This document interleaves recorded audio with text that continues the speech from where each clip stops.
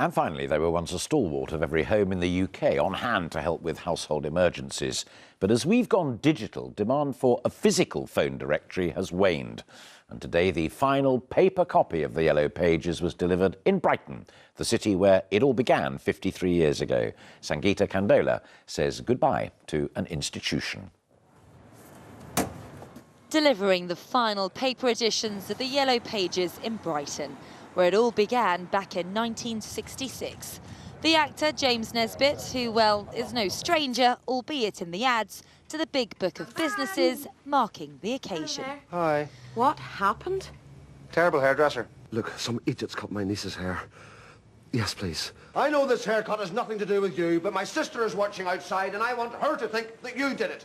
Yellow Pages may have gone, but I don't think it'll be forgotten. You know, I mean, it's got such an important kind of part in the nation's consciousness, and I think, you know, people will always have had some sort of history with it, and I think that'll live on.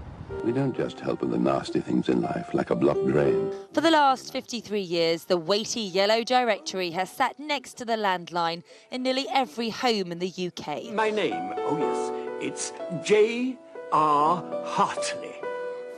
Over 1 million independent businesses have advertised in the books, helping to solve many a domestic crisis. It's just possible you could save my life. Ultimately, a local business directory, it did have other uses too.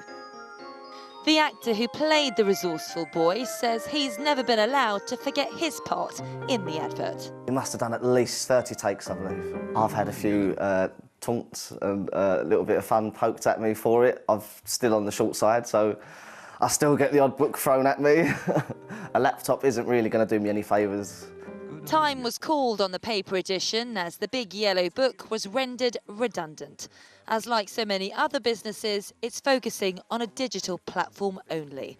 But some of its original advertisers aren't so sure. I think there's a small portion of people out there that still need paper, hard copy to pick up and read rather than internet access. They now hope the final hard copy, a fraction of its original size, will become a household souvenir. Sangeeta Kandola, ITV News.